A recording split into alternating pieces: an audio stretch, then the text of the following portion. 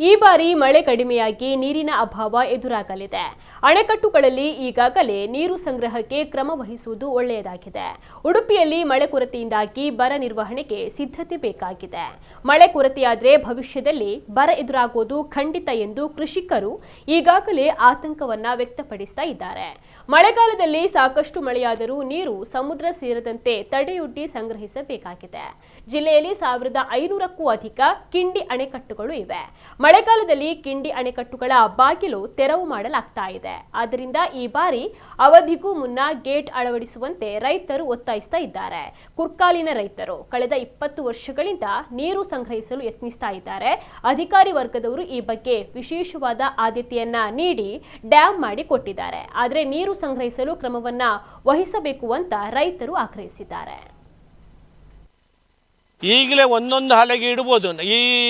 ಈಗಿನ ಮಟ್ಟ ನೋಡುವಾಗ ಈಗಲೇ ಒಂದೊಂದು ಹಲಗನ್ನಿಟ್ಟು ಮತ್ತೆ ಬೇಕಾದರೆ ಅದು ನೆಕ್ಸ್ಟಿಗೆ ಹಾಕೋದಾದರೆ ಮತ್ತೆ ಹಾಕ್ಬೋದು. ಈಗ ಈ ನೀರಿನ ಮಟ್ಟ ಕಡಿಮೆ ಆದ್ರಿಂದ ಒಂದೊಂದು ಹಲಗೆಯನ್ನಿಟ್ಟು ಅದೊಂದು ಲೆವೆಲ್ನಲ್ಲಿ ನೀರು ನಿಲ್ಲಿಸ್ಬೋದು ಈಗಲೇ. ಆಮೇಲೆ ಮಾತ್ರ ಸ್ವಲ್ಪ ಬೇಗ ಹಾಕಬೇಕು. ಈಗ ನವಂಬರ್ನಲ್ಲಿ ಹಾಕ್ತಿದ್ರು, ಈ ಸರಿ ಆಗಸ್ಟ್ ಸೆಪ್ಟೆಂಬರ್ನಲ್ಲೇ ನೀರು ಹಲಗೆ ಹಾಕಿ ಬಂದ್ ಮಾಡುವ ಸ್ಥಿತಿ ಬರ್ಬೋದು ನನ್ನ ಲೆಕ್ಕದಲ್ಲಿ.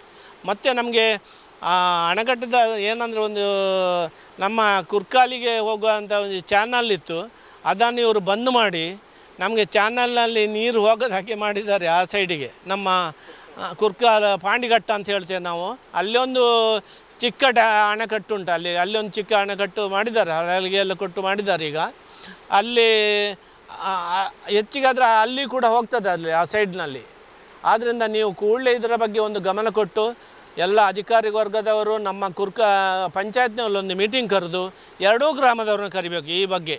ಯಾಕಂದರೆ ನಮ್ಮ ಮಣಿಪುರ ಮತ್ತು ಕುರ್ಕಾಲಿಗೆ ಸಂಬಂಧಪಟ್ಟಿದ್ದ ಅಣೆಕಟ್ಟು.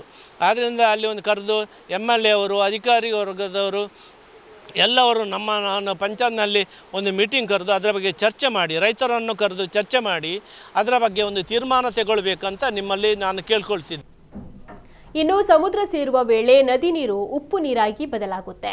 ಉಪ್ಪು ನೀರಿನಿಂದ ಕೃಷಿಗೆ ಹಾನಿ ಆಗುವುದಲ್ಲದೆ ಕುಡಿಯಲು ಅಯೋಗ್ಯವಾಗುತ್ತದೆ.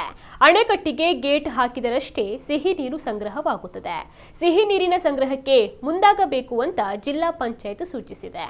ಮಣಿಪುರ ಗ್ರಾಮದಲ್ಲೂ ನೀರಿಗೆ ತೊಂದರೆ ಉಂಟಾಗಿದೆ. ಕಳೆದ ಬಾರಿಯೂ ಕೂಡ ನೀರೇ ಇರಲಿಲ್ಲ. ಸಂಬಂಧಪಟ್ಟ ಶಾಸಕರು, ಅಧಿಕಾರಿಗಳು ಬಂದು ಕಣ್ಣಾರೆ ನೋಡಿ ಸಮಸ್ಯೆ ಬಗೆಹರಿಸಲು ಮುಂದಾಗಬೇಕು ಅಂತ ಆಗ್ರಹಿಸಿದ್ದಾರೆ.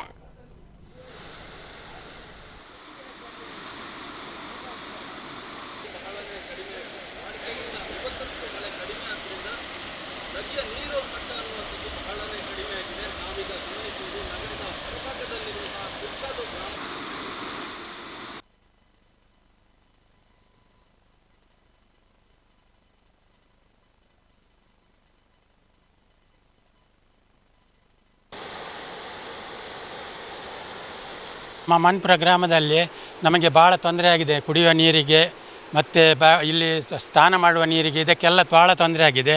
ಇಲ್ಲಿ ಯಾವುದಾದ್ರೂ ನಮಗೆ ಪ್ರಯೋಜನ ಇಲ್ಲ ಇದು ಮಾಡಿ.